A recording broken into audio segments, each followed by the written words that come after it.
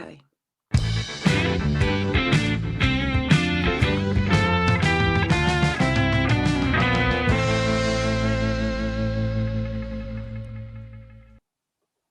Welcome. My best friend DEBI Evans has joined us for the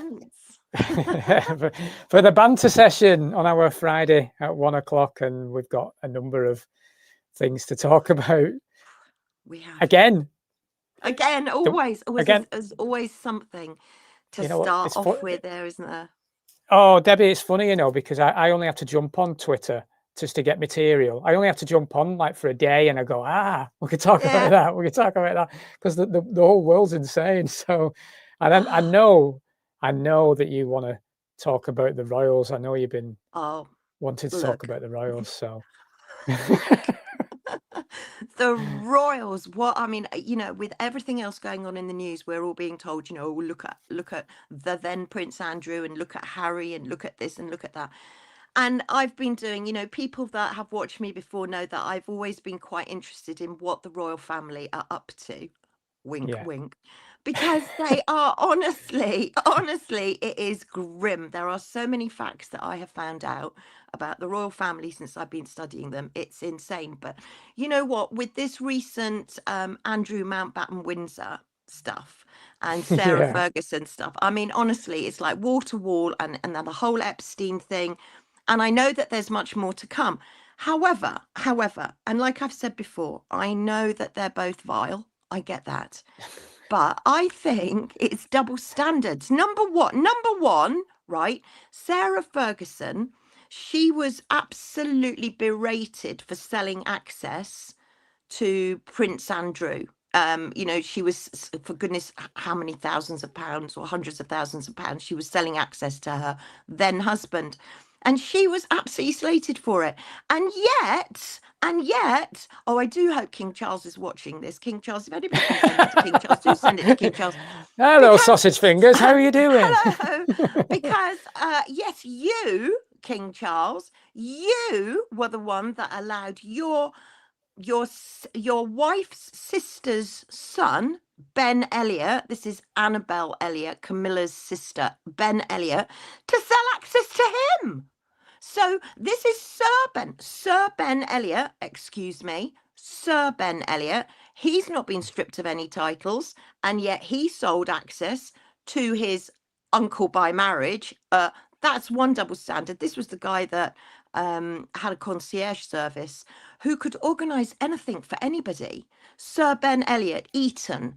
He was at Eton with, quite a number of people. Of course they are Eton, of course. Of course they are. But he was with Tom Parker Bowles. Tick, how convenient. He was with Zach Goldsmith. Tick, how convenient. They're all in the same rotten pool. But that is double standards. Also, double standards, I think, are the you know what? I did one of my little 7/7 stories, and I called it a royal scandal because it kind of was.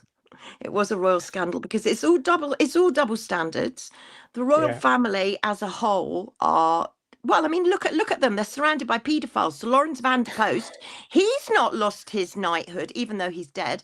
He was never posthumously stripped of his knighthood, yet he was a paedophile and the godfather of Prince William, and apparently Jimmy Savile was going to be the godfather of Prince Harry, so that's pretty much double standards, not to mention Mountbatten. And then Prince William, if you're watching this, if I was your mother, thank goodness in a way your mother isn't here to see this, or is she? Well, I'm never going to look a peg bag in the face ever again with the same look. I'm a lady. When I found out this, I said to my son, "What is this?" And my son said to me, "Look it up." And I'm a lady. I'll let you take over from here on in, I think. Well, let's have a look. Am I allowed to have a look at this? So what is this? So let's have a quick read. So a brief tenure as the cover star of countless issues, blah, blah, blah, blah, blah. So he's solidified with the hashtag a Prince of Pegging. That's very interesting. So, and a recent media part I was told for the real reason for the affair was the royal's love of pegging, which his wife is far too old-fashioned to engage in. The wife doesn't mind her and in fact prefers her husband getting his sexual needs met elsewhere as long as things don't become emotional, which was the case with the last woman. For the uninitiated, pegging, a term coined by Dan Savage, is the act of donning a strap-on and having penetrative sex with another person. It most often refers to a heterosexual man being anally penetrated by a female partner, but that isn't necessarily the case. The act has historically been stigmatized, I bet it has, but has increasingly gained acceptance within the cis hetero community, thanks to rising cultural visibility shows like Broadset in movies like Deadpool. In other words, no, it's just basically a man getting bummed by a woman, basically. And if you go down a paragraph, it'll say that many royal watchers, I'll let you read. Oh, many royal watchers interpreted the tip as a reference to Prince William, whose marriage to Kate Middleton has been subject to intense speculation over the past few years. That's largely due to rumours circulating about an extramarital affair between William and Rose Hanbury, who goes by the moniker how do you pronounce that? Cholmondeley. Marchioness of Cholmondeley. All right. In 2019, there was a now-deleted story in the British tabloid The Sun suggesting Kate Middleton and Rose, who had been good friends for some time, had a falling out, with some suggesting that William's alleged affair with Rose was part of the reason why. True to form, the palace did not comment directly on the story, instead dispatching anonymous sources to refute it. This is a question of a lie going around the world before the truth has even had the time to take its boots off. That's not the only thing they took off, is their boots. But yes, it's done an awful lot for the practice, because apparently it's gone up 400%. So, I mean, I don't know if there's any truth in this. However, I always think no smoke without fire, but I was a little shocked. And I think the royal family, in all seriousness, all of them, they need to be very, very careful. Afternoon, cheeky sprite. Afternoon. I think they need to be careful, because I think people in glass houses really shouldn't throw stones. And I think there are a lot of stones to throw. Yeah. Just saying. Well, there's nothing like debauchery in the royals, is there, Debbie? You know what I mean? Oh, I mean, it just seems. Well, Prince Philip apparently had many affairs, and the Queen knew about it. It seems to be. Well, I know that when King Charles, or as he was then Prince Charles, when he was being mentored by our very own paedophile Sir Lawrence Vanderpost, it was he was kind of educated that it was perfectly fine for members of the royal family and the elite to have 1, 2, 3, 4, 5 mistresses, however many they need, to satisfy their needs, and that their wives, I mean, look at King Henry VIII and his 8 wives. I mean, goodness knows. I mean, you know, this seems to have been a trend through the royal family. But all I'm saying is that, you know, as vile as the situation is with the whole Epstein, Andrew and Sarah Ferguson, I think there's a lot more to come out. Not just about Andrew and Fergie, but also about other members of the royal family and other prime ministers being involved in this whole Epstein nightmare. So maybe go easy a little bit. William is ruthless. He is absolutely ruthless. It wouldn't surprise me if he stripped Harry, Meghan, Archie, Lilibet of all of their titles, and if maybe Eugenie and Beatrice will give back their titles, because I think William is going to strip everything down. We saw Prince George at the Remembrance Day service, so they're obviously grooming him, because they're saying that Charles has got, what is it, that allegedly he's got 2 years or less left to live, because he's still very sick, allegedly. But he'll have a jab that saves the day, won't he? So. Oh yes, let's not forget those. How could we forget? And I wonder if William chose the name Mountbatten for his uncle. I wonder if he selected that name.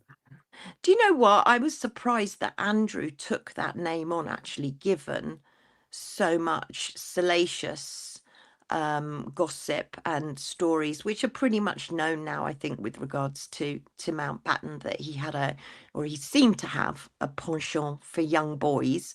So I'm surprised that anybody would want to take that name in the first place, to be honest.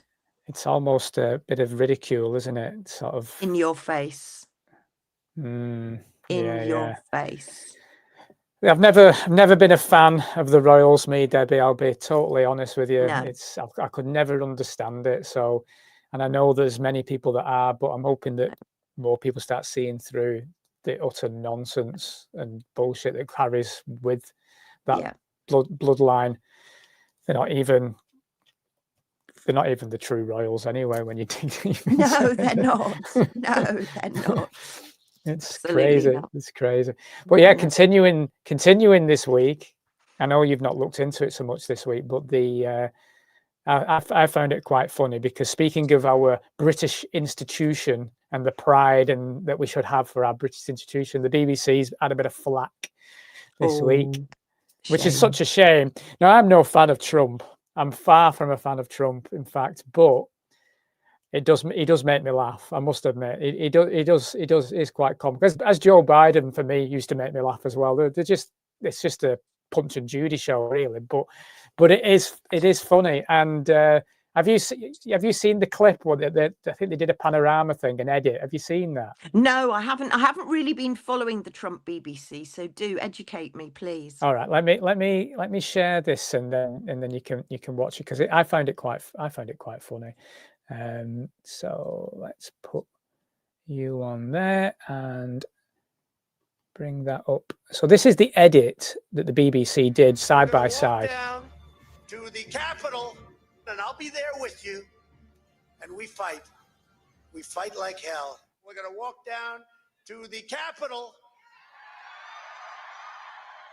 and we're going to cheer on our brave senators and congressmen and women. So you can see that they've made a nice little edit to make him look a bit like he's ready to march people into the Capitol for a good old battle. I mean, let's be honest, Trump doesn't need to make himself a fool. He makes himself a fool most of the time anyway. You don't need to make him look like a pillar, because he's quite capable of himself. But the BBC do like to have a bit of a slant. And so I sort of found this clip of Trump as well talking about it, which I thought was, I think it's just to bring it into context. It's worth watching. So if I bring this up here, and then you can have a listen to Donald. Well, I guess I have to. Why not? Because they defrauded the public, and they've admitted it. And their top echelon, Director General and the CEO. This is within one of our great allies. This is supposedly our great ally, BBC. The government has a chunk of that one, I guess. But that's a pretty sad event. They actually changed my January 6th speech, which was a beautiful speech, which was a very calming speech, and they made it sound radical. And they actually changed it. What they did was rather incredible. They're showing me the results later on, the results of what they did, how they butchered it up. But it was very dishonest, and the head man quit, and a lot of the other people. Are you going ahead and suing the BBC? So apologies if the audio was a little bit low there, because we've just had a comment from Cheeky Sprite. But basically what Donald was saying is that the BBC had doctored his speech, basically, which he said was a wonderful, beautiful speech. And the BBC did, but you know what? It's not like we're used to any lies from the BBC, are we? I mean, we've never seen or heard of the BBC lying in any time at all. And I found this. It might be hard to read, but this is where sort of the money goes to from the BBC, and you might not be able to make it out, but you've got significant donors that go into the BBC, and one being the Bill and Melinda Gates Foundation, would you believe? Yeah, I would believe. Yes, I would believe too. And then that's a surprise, is it not? That maybe the BBC misrepresented things during our period in 2020 to cause complete chaos and havoc for the British public. So that's great. Well done, BBC, for causing so many problems there. Where And was I thought Mariana Spring there? Well, isn't it interesting? Mariana Spring, yes, the misrepresent. What is it? Misrepresentation and misinformation. misinformation. Yeah, that she goes on about all the time and try to bring those conspiracy theorists into line. But the BBC are caught out a little bit in these lies. So what I've got here for you, Debbie, is a few photographs which I hope you might enjoy. Actually, just a few on BBC's reporting. So we've got a guy called Christian Guy at the centre of social justice. We've got Chandelier. Chandelier, yeah, Chandelier. We've got Paul Toocock, who is the gay rights charity. Yeah, Paul Toocock. We've got Dr. Pam Graves. Yeah, is an archaeologist, apparently. Wow. We've got Andrew Drinkwater from the Water Research Centre. Whoa. We've got Aaron Farr, runner Aaron Farr. We've got Major Dickie Head from the 3rd Battalion. We have Phil McCann. So Phil McCann of fuel. at the fuels. Brilliant. We've got Sarah Blizzard. Sarah Blizzard. Yeah, Sarah Blizzard. We've got I'm in a bed.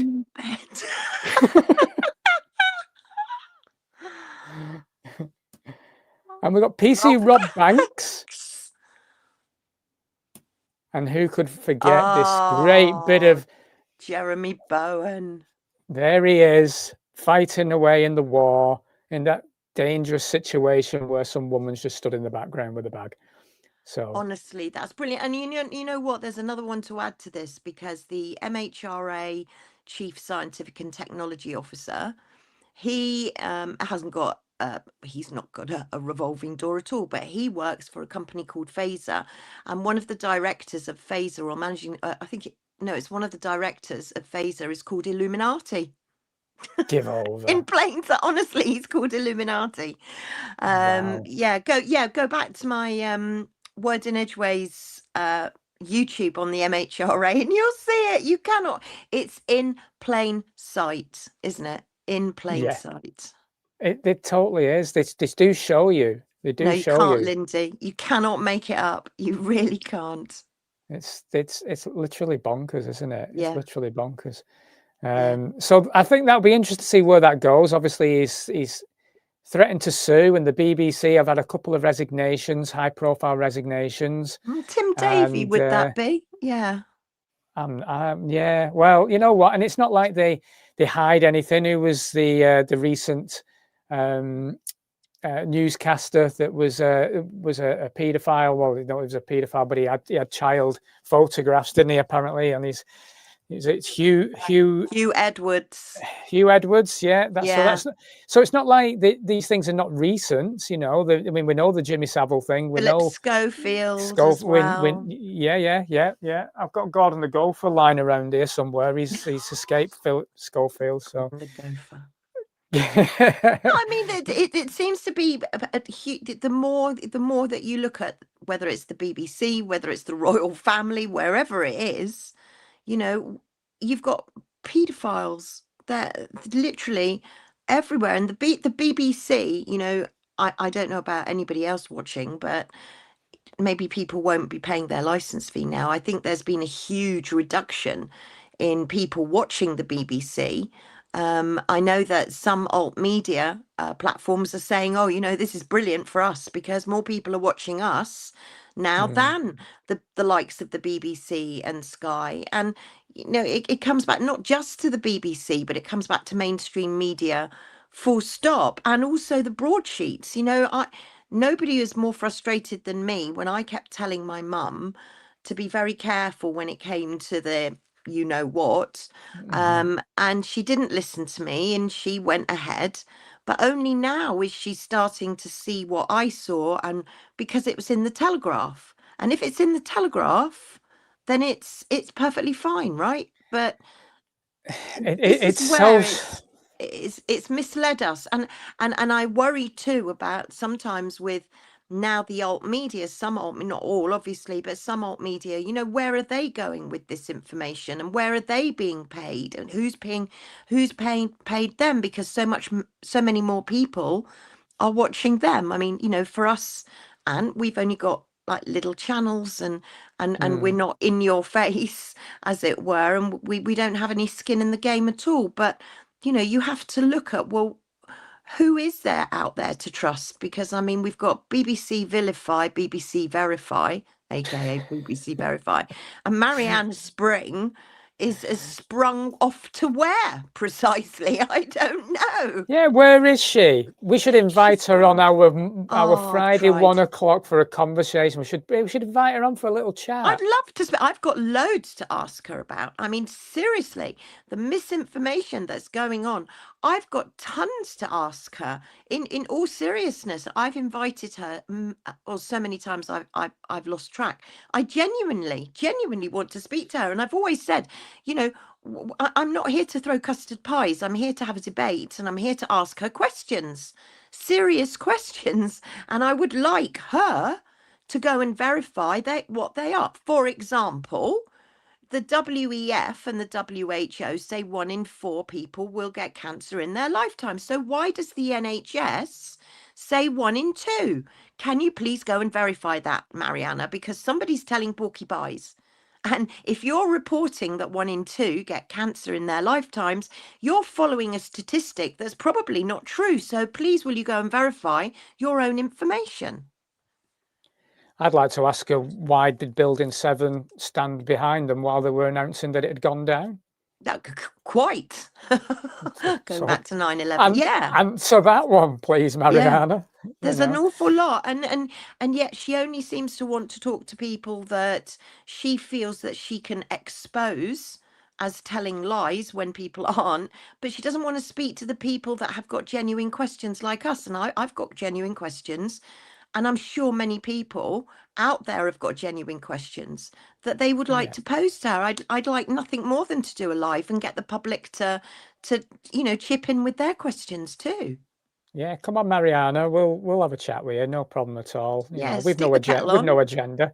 But you know what she did? She did try and stitch Dasnez from the light paper up. From the light. She tried, and Daz is far too astute, far too talented a guy and clever a guy for Mariana to handle. And he had it all filmed, the whole thing, and weren't going to happen. Yeah, and you're right. There are, I can see the comment there, you've signs and symbols. There are signs and symbols everywhere. You know, I've got a statue.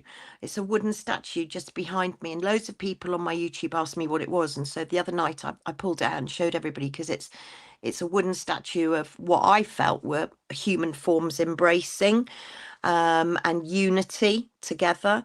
And I held it up and I said, please don't somebody tell me that it's got some hidden meaning. And thankfully nobody so far has. But you're right, you know, there are symbols everywhere. We can't escape all of them, can we? No.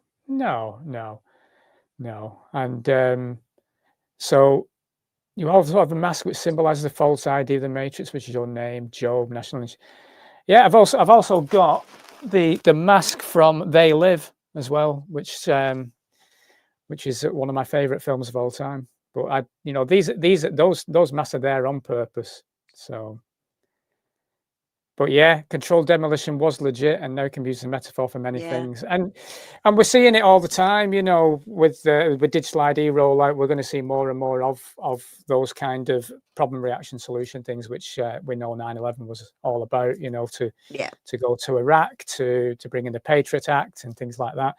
So the BBC played their part in that. So, yeah, well done, BBC. And I think it's time that these big institutions were highlighted for what they truly are. And like you said about alternative news, we have to keep our eyes and ears open out on that, because they're getting bigger. They're getting bigger, and there's money involved. And unfortunately, human beings, sadly, do have their heads turned when money is involved. Yeah, yeah, and you know, obviously because of COVID, alternative media grew and grew, and many of us literally, it kept us sane. It literally did keep us sane. But as these platforms have got slicker and they've become more well known, and then you get the kind of the age of the celebrity as well. That's not really that's not really the way I roll. I like to keep things simple, which is why I guess, and you and I have got probably smaller channels because we're not as well known. But I just feel that when people find us, they find us for a reason, and Yeah. hopefully we're going to bring up stuff on our bants that people won't have heard anywhere else, and joining dots. Thank you, cheeky sprite. But you know, hopefully they'll find stuff that they won't find in other places. Like, you know what, I just want to throw this in very quickly because I know we've got other things to talk about, but I've got a question for everybody watching because I think I've discovered something. So all this facial recognition rubbish that's coming out, and you know, Manchester have trialed it, Sheffield had vans out, London have had vans out. This is facial recognition where you're kind of walking past, and if the police think you're a wanted person, they nab you.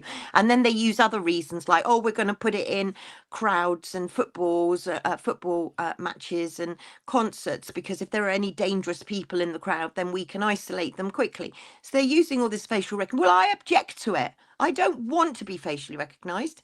They can stick it where the sun don't shine. We'll talk about the sun in a minute. But I've worked out that if you wear mirrored sunglasses, you can spend a fortune and get these anti-facial recognition, which screws up the facial recognition. But apparently, if you just get yourself a pair of cheap mirrored sunglasses, they do mess up facial recognition. So if anybody's out there that's tested them, I mean, I don't take it as a guarantee, but that's just what I've heard. So we had a shop nearby that was sadly closing down, and they were selling a load of mirrored sunglasses. So I happened to purchase a couple of pairs because I don't like it. Anyway, that was just good for you. Well, this thingy as well, though. They're selling these masks at the moment, which are like tights. So you've got these printed pictures of a face, someone else's face, a famous face. So we can all wear Keir Starmer faces and walk around. There could be thousands of Keir Starmers, couldn't they? And yeah, but what would happen to it? What would happen to us? You know, this is the thing. You wear something. Can you imagine if we all wear Matt Hancock? I mean, I dread to think, you know, you could get attacked in a heartbeat. I don't know. But I'm going to stick with the mirrored sunglasses because that's cheap and cheap. I mean, you can pick up a pair of mirrored sunglasses, you know, fairly cheaply. And it's worth a shot, isn't it? It's worth a go. I think it's definitely worth a shot. You'd like to talk about the veteran, wouldn't you? That we saw on Good Morning. Should I bring him up? Yeah, geez, let's just show the video, I think, Ant, and then let's see what anybody that's watching, see what they think. What does Remembrance Sunday mean for you? What is your message? My message is, I can see in my mind's eye those rows and rows of white stones of all the hundreds of my friends and everybody else that gave their lives for what? The country of today. No, I'm sorry. The sacrifice wasn't worth the result that it is now. Oh, well, I'm sorry. What do you mean by that, though? Well, what we fought for, and what we fought for was our freedom. We find that even now it's darn sight worse than what it was when I fought for it. Oh, Alec, I'm sorry you feel like that, because I want you to know that all the generations that have come since, including me and my children, are so grateful for your bravery and all that for service personnel. And it's our job now, isn't it, to make it the country that you fought for. I don't know about you, Deb. Is that Kate Garraway? I don't watch television. I don't watch television either, but I think once seen, never forgotten. Yeah, that's Kate Garraway. There's no proper connection there. That's just such an act. Fake. That's put on there. Patronising, it's fake, it's inappropriate. I mean, clearly what you're seeing there is the fourth turning. I think, in plain sight, because, you know, most of the veterans are no longer here. We've only got just a few left. And what must they be thinking? What must they be thinking for all of their friends, for all of their comrades and colleagues that they lost, that they thought were fighting for freedom in this country back then? And then all of a sudden now we seem to be going through the fourth turning, which is kind of this evolution of 20 years. So 80, it's an 80-year cycle. It's basically an 80-year cycle of human lifespan. So the veterans that are no longer here are apart from that amazing gentleman there, they're no longer here to say what he needed to say, which is, why did we do all of this when what we're seeing now is tyranny, when the absolute opposite of freedom? I mean, the UK is being called the North Korea. You know, that's how bad the other parts of the world are seeing the UK, and that veteran is seeing it with his own eyes, whereas his friends and his colleagues and his comrades, they got killed and they got slaughtered at a very, very young age, but he stayed alive to see all four of those turnings, and I've written them down. So the fourth, it's a 4-stage cycle of social and mood eras, the fourth turning. Anybody that doesn't know about it, there's some great little shorts and YouTubes on it, but there's the high, that's the first turning, and that's after a crisis, so that would be something like World War II. Then you've got the awakening, which is where institutions are attacked and people become to feel a bit liberated. That's the 60s in our time frame. Then you've got the unraveling, which is where society enjoying freedom, they're enjoying kicking back against institutions, but they're not trusting institutions either, and they're starting to realize that they don't trust institutions. That can be sort of like maybe the Wall Street crash. That's when that happened. The 1980s. And then you've got the crisis, which is where we're at now, and the crisis is war and the threat of survival, and that could be seen as the Wall Street crash. So the first would be the high, World War II, second awakening, mid-60s, third unraveling, that'd be the 80s, and then now crisis, which would go back to looking at kind of what happened at the Wall Street crash. So you can see now that veteran, they weren't banking on veterans like that still being able to so eloquently say what he felt, because he was there and he saw it. There aren't many of those voices left. I think he was brilliant. You know, he was amazing. He's really truth bombed the situation, and they've just tried to butter him up in a way. Totally patronize him. Yeah. They're there. I know, we'll do better next time. We'll do better next. Yeah. No, Kate Garraway. No, you're thanking all of those hundreds of thousands of soldiers that got, and not just British, but everywhere. And then they got slaughtered for what? To bring us to today. Is that what they did? And I can see the anger and the sadness in his eyes as he's saying it, and I think it's very sobering and very poignant, and just, well, it hit me. It hit me hard. I think it's a big moment, that what he's done there.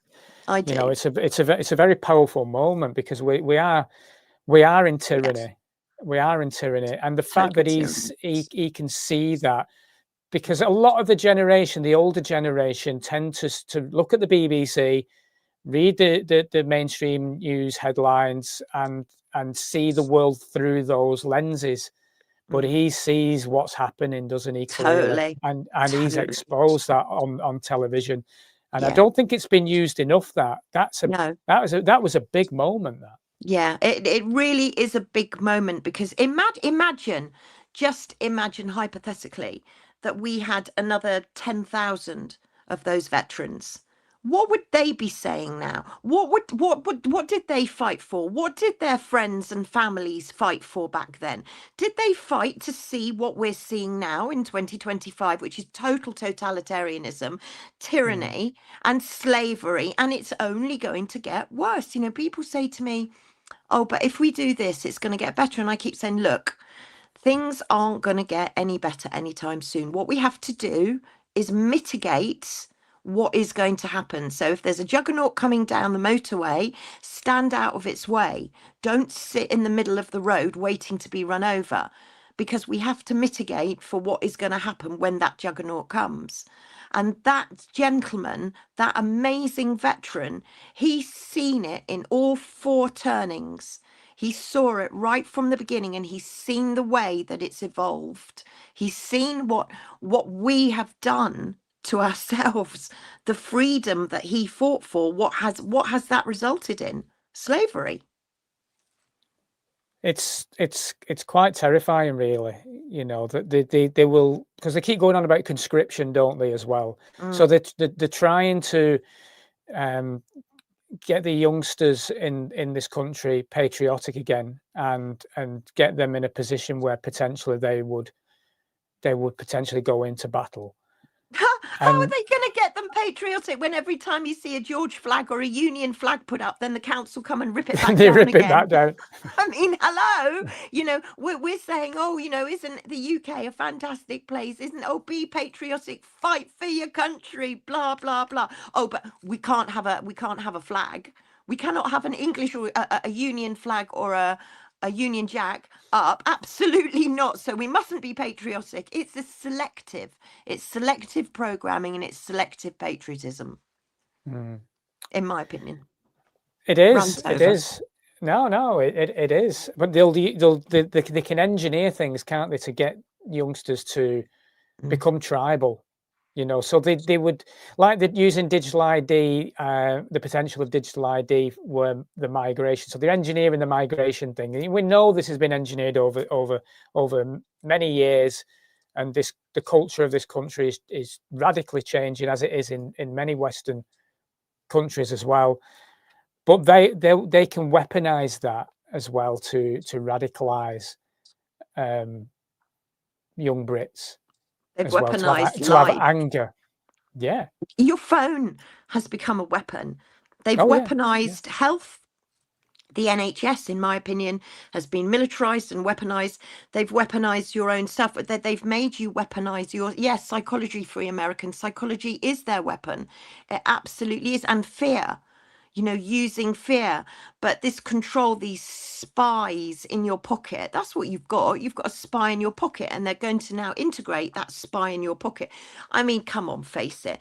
Who wants to walk around with an iPhone 12 or an iPhone 14 or a Samsung, whatever? They're going to integrate it into your body for convenience. So you're not going to need to carry these phones around. It's just the beginning. Digital ID is just the beginning of transhumanism. And I've been saying it for so long. There's so much to say about transhumanism, but it's just the first step.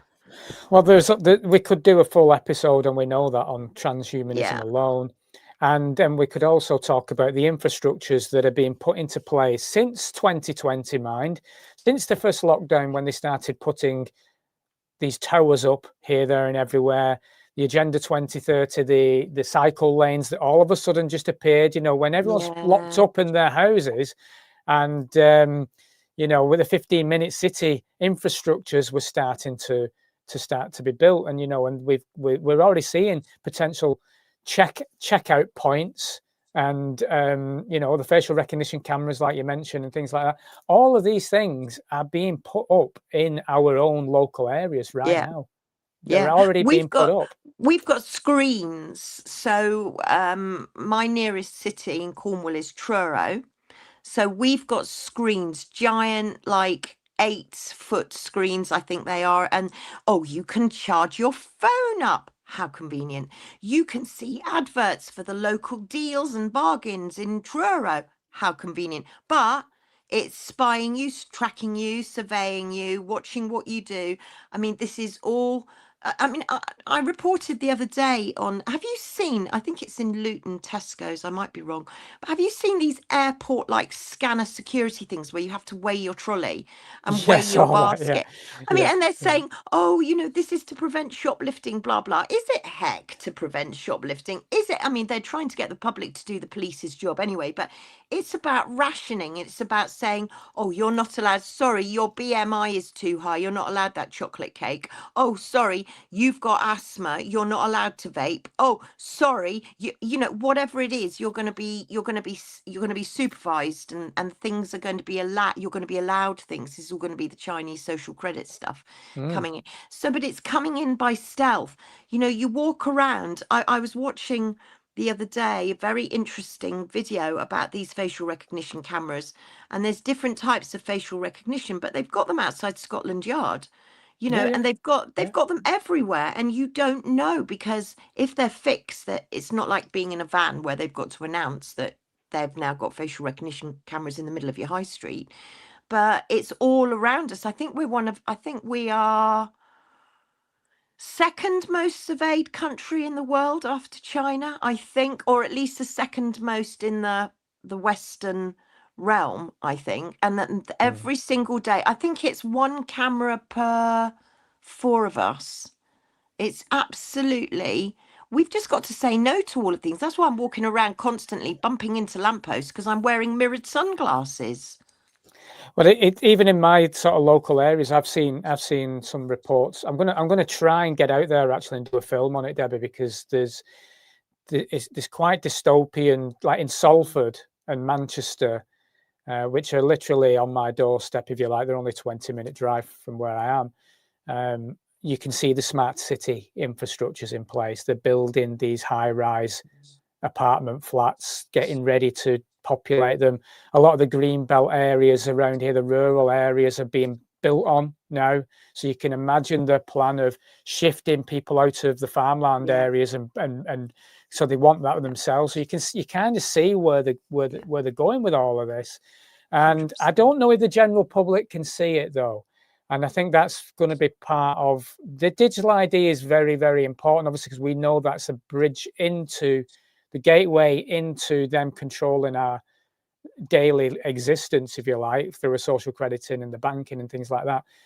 But I don't know if people are looking in their own areas and seeing these infrastructures being put in place, which is going to be part of that control system. So I think that's something I'd like to try and expose, and I'm going to try and do something on that over the next month or two, really, I think. But moving on, I think we've had or I don't know if it's still going on, but there's a climate summit, isn't there? Speaking of how they will control us, in terms of the climate agenda, the nonsense that is. There's a summit going on in Brazil, I believe, and and they apparently bulldozed 100,000 trees in the Amazon rainforest for a highway to shuttle 50,000 delegates to COP30. So how does that even add up? It doesn't. It's completely vulgar and obscene, especially as, it's not just especially as, I guess, because it's horrific. It's a 6-lane highway. They've literally bulldozed their way. Loads and loads of people use that particular area for their livelihoods, and they've completely lost their homes, they've lost their livelihoods, they've lost everything.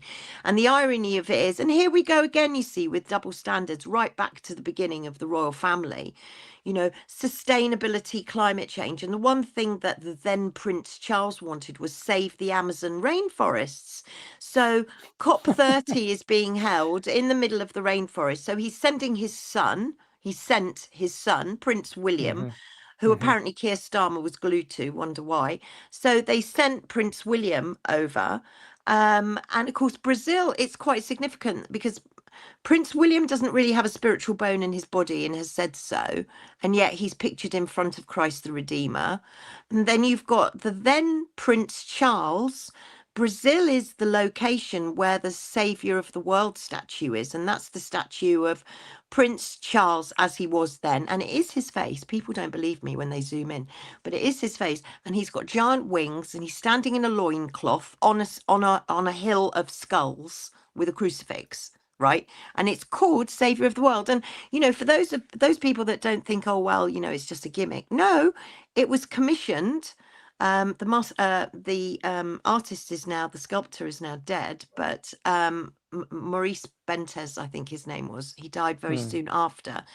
But King Charles has got his own replica miniature, but there's this huge statue, and Tim Cohen, who some people may follow, and I would be fascinated to interview Tim Cohen one day, who is absolutely had done so much research into, is King Charles the Antichrist.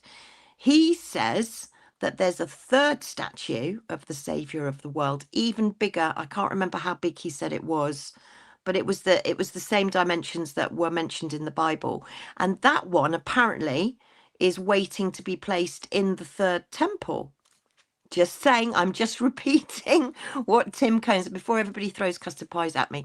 I'm repeating what he said. So this Savior of the World statue, Savior of the Amazon rainforest, is pretty ironic when you've just literally carved your way through it and knocked down hundreds and hundreds of thousands of trees in the process. It's absolutely shocking. This is net zero, folks. This is climate change. It's all one big scam. It's a scam. There's no other word for it. It is a scam. It is a scam. But did you see the protesters there this week? I did. I'll let you tell everyone about that. I'll let me find the video. I've got a little video that we can put on here. But it's nice to see a bit of kickback, on certain things. It's it's the human spirit which will recognise things, isn't it? You won't see this on the BBC.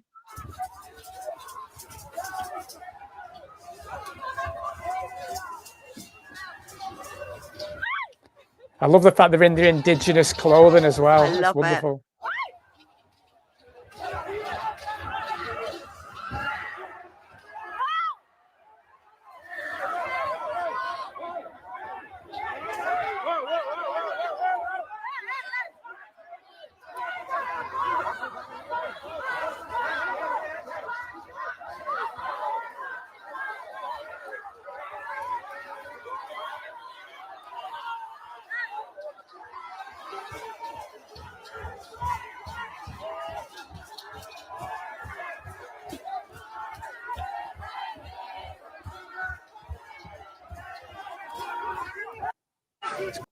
It's quite a powerful thing, really.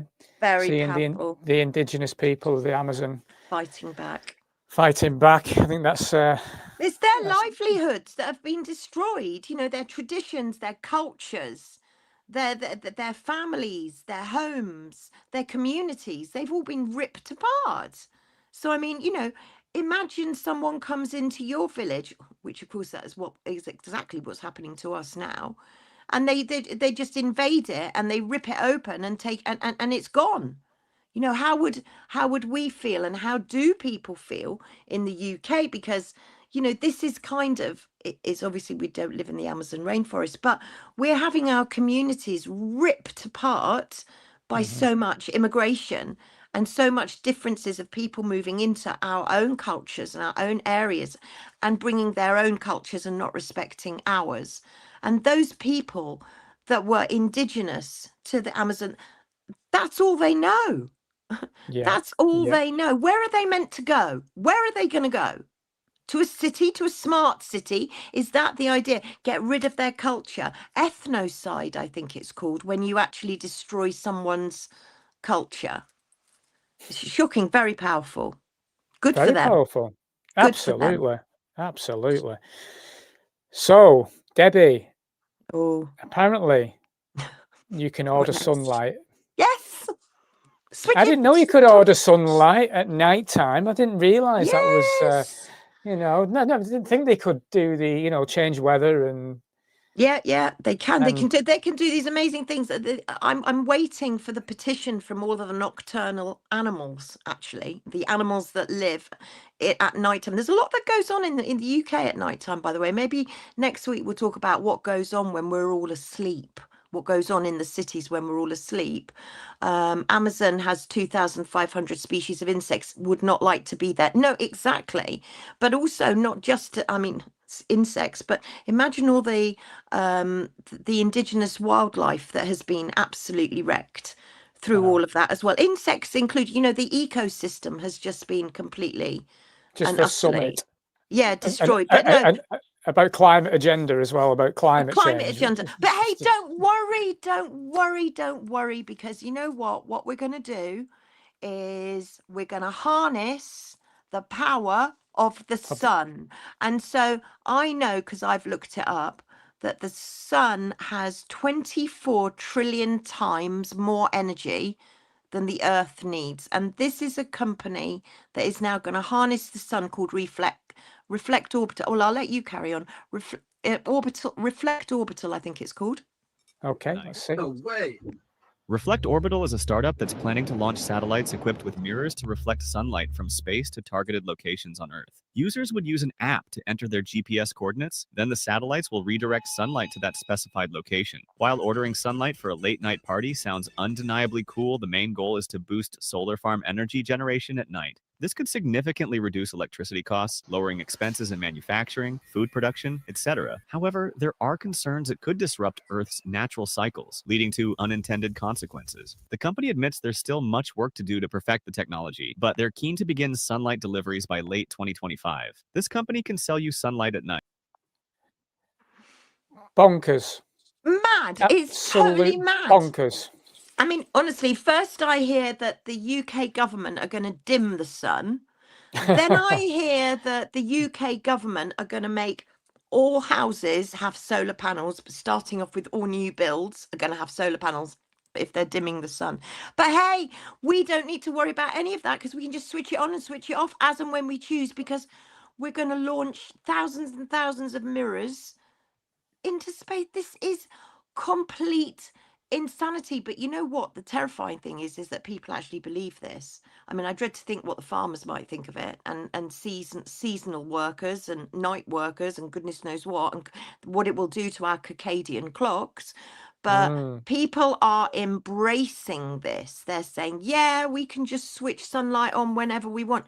No, absolutely. I mean, there are a million things that can go wrong with this, but we're looking at these young entrepreneurs, startups. We're looking like people like the UK government, ARIA. We're looking at DARPA. They're all funding these young entrepreneurs with all these mad, crazy ideas. It's honestly a clown world. It's insane, Debbie. It doesn't. It's like, what? Why are people always playing God? That's why what I want to. They're just always playing God. Because they want to become God. I mean, AGI is going to be the new God. And you know that everybody wants to play God because they want control, they want power, and they want the answer to everything. But you know what? Talking about God and talking about the sun, people need to keep an eye on what's going on with the sun at the moment. And I'm not joking. You know, we've had XXX class solar flares. We've got a cannibal storm that is hitting Earth right now. There have been a plethora of earthquakes all over the world, especially clusters of them near Japan, just off the coast of Japan. And, you know, many of the people that I watch, like Stefan Burns and also Sun Weatherman and Space Weather News, are saying that this is absolutely, it's huge in the bigger scheme of things. We're in a sun cycle at the moment, a major solar sun cycle. We've got sunspots that are hitting us all the time with coronal mass ejections. And we've got these huge sunspots facing Earth at the moment, and they're throwing out all of these flares, one after the other. And they're warning now people. I mean, even NASA aren't launching. I think it was Jeff Bezos was going to be launching something, but things have been put on hold because of this storm that's coming and the extreme weather that's coming. We're going to see in the UK, for example, extreme cold in the next 10 days. So get your thermals out. But keep an eye on what the sun is doing, because it's doing extraordinary things, and it will have an effect on Earth, whether it be geomagnetic disturbance, whether it be medical devices, if you've got a medical device, whether you're prone to headaches, seizures, anything like that, whether you're feeling a bit low, It could be to do with what's going on with the sun. So harnessing all of this sunlight, I think the sun's pretty angry at what we're doing on Earth at the moment, and I think it's clearly showing that we shouldn't mess with it.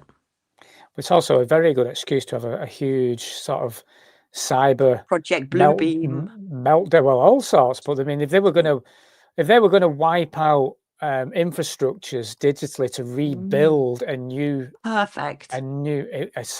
solar flare would be the perfect excuse for them just to boom. Bang. Yeah, and of course, then when we do get reset, we're going to get reset on the Internet of Bodies, which is augmenting technology with humans, the Internet of Things, the Internet of outer space. You know, we're not going to be able to just log on and have a chat. We're probably going to have to show our digital ID, our fingerprints, our biometrics, whatever, in order to get access onto the internet. But what a great way. What a great excuse. You know, it's got nothing to do with us. Oh, look, it happened. It was an act of God. All of the cyber stuff goes down, and there is no communication apart from state communication, emergency broadcasts, etc. You can see where they're going to play it. And they can do that on our phone now. They just send us a little alarm. We've had a solar flare. Beep, beep, beep. Yeah, not mine. Switched on. And you know what? I keep saying to everybody, your mobile phone, in my opinion, should now be your immobile phone. Long gone are the days where we all had landlines.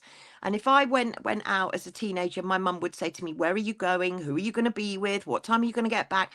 Because once you were out the door, you were gone, and you could literally be anywhere with anyone. Whereas now, you've got your phones with you all the time, but it's not just for your convenience, it's for their convenience. They're tracking you, tracing you, they're monitoring you.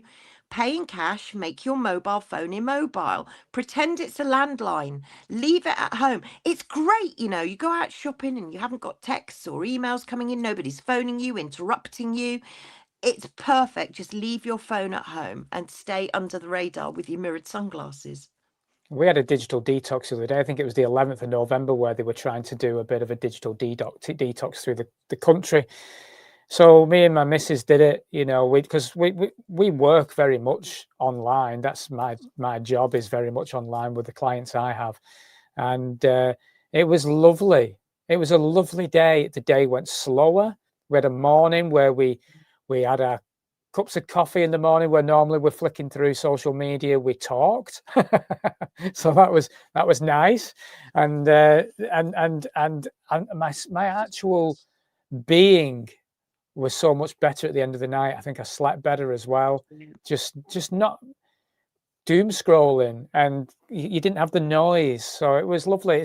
And I think a regular detox is certainly a good way of starting, pulling back on some of this digital noise that we're carrying. I know we're on the digital, we're putting out our stuff on digital, but it's nothing wrong with coming away from it for a good few hours a day at least. As a 100%. And you know, I go into, I don't know, I go down to town and I pass by maybe a cafe or a restaurant, and there's people sitting there together on a table, and they're all on their phones. And then it was one of my son's birthdays recently, and we popped to the pub, and everybody's on their phones, nobody's talking. So, you know, I think I've now got a rule: is put the phone away. Don't bring the phone into the house. If you want to come and see me, folks, come and see me, but don't come and see your phone. So all phones are banned from my house. And when I've got visitors, it's the same when I was growing up. You know, if the TV was on and people visited, we switched the TV off. We just did. That was a matter of politeness. And so now if I've got anybody visiting, the phone goes either in another room or it goes off, and I don't check it until, because it's nice somebody's there to talk to you. Talk to them, you know, have a conversation. Don't just keep scrolling on your phone. It's become, convenience has now gone into control, and we've got to regain our own control back by literally binning our phones. First step. You're so right. It's a good way of putting it. Convenience has become control. Yeah, it really has. I think we've got room for one more, and one more headline, and that I think should maybe go to the UK test response. Ooh. So what we got, the UK test response to discovery of a deadly biological toxin. So there's an annual simulation. It's not like they've ever done any simulations before, Debbie. You know, like event 101, no, 201, sorry, event 201, that was our event 101. Event 201, and then there was an event for 7/7 as well, you know. So they do tend to put these little simulations out there. So there's a UK has tested an emergency response to the discovery of a deadly biological toxin. Up to 600 members of the military, police, ambulance, and other services took part in a 3-day exercise last week, which also involved dealing with a number of improvised bombs. The annual simulation is part of efforts to ensure the readiness of specialist troops and the emergency services to an attack using chemical, biological, radiological, or nuclear weapons, as well as explosives, the Home Office have said to us. Well, how convenient, don't you think? Isn't it? In plain sight. You know, this Huntingdon, that awful train stabbing, it was interesting. Yes. I mean, that was in October. And in March, there was an exercise to do with a marauding terrorist stabbing multiple victims.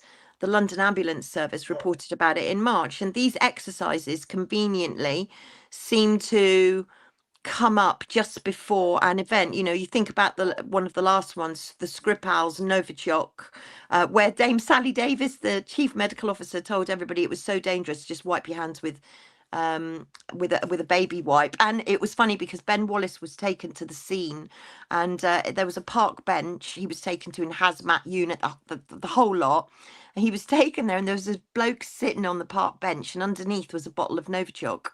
And Ben Wallace, he's actually on video talking to, I think it's Tony Blair actually, about how funny he thought it was. So, I mean, this again is one of these exercises, and these exercises need people. So, I mean, well, they needed 600 people to carry out this exercise. And of course, they're going to need makeup artists. They're going to need actors, aren't they, Ant? Who do you think they might use? Who do you think they might use? Well, let's have a look, shall we? Shall let's we? Have a look. Yeah, let's have a look. There is in plain sight. Very, very interesting website here. Crisiscast.com. Lovely. In a crisis, revert to training. And they've, like you mentioned earlier on when we were off camera, they've got some very interesting connections as well. The National Counter-Terrorism Security Office, Army. They've got there you go. The Ministry of Defence, Kent Police, G4S, Sussex Partnership, NHS. Well, the NHS have never used crisis actors, I'm sure. How terrible. The UK Parliament, they wouldn't possibly use crisis actors, would they? Surely not. Surely not. Just, you know, I'm in a bed. Surely wasn't a crisis actor on the BBC. No, of course not. And of course that they do need that. They've got also crisis cast. It's an all-encompassing service. They'll give you behavioural psychologists. They'll give you makeup artists. They'll give you combat experts. You name it, they'll do it. They'll create it for you.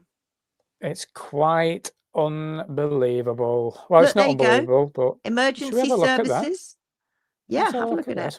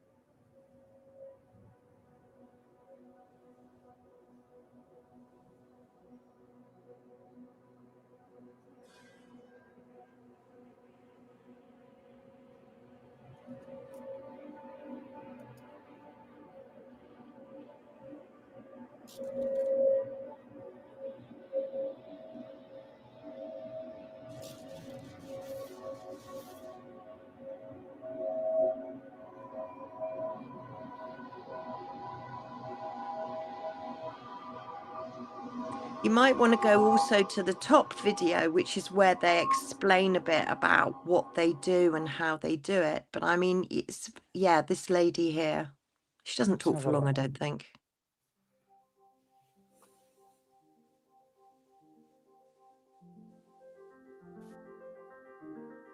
One of the reasons why the psychology was quite so important was to enable our actors to provide authentic and very faithful stress behaviours. What we were hearing from many of the clients that we were working with was that they can get quite a lot of information from a PowerPoint, they can get it from our experts, they can get even from the policies that the consultants can draw up for them.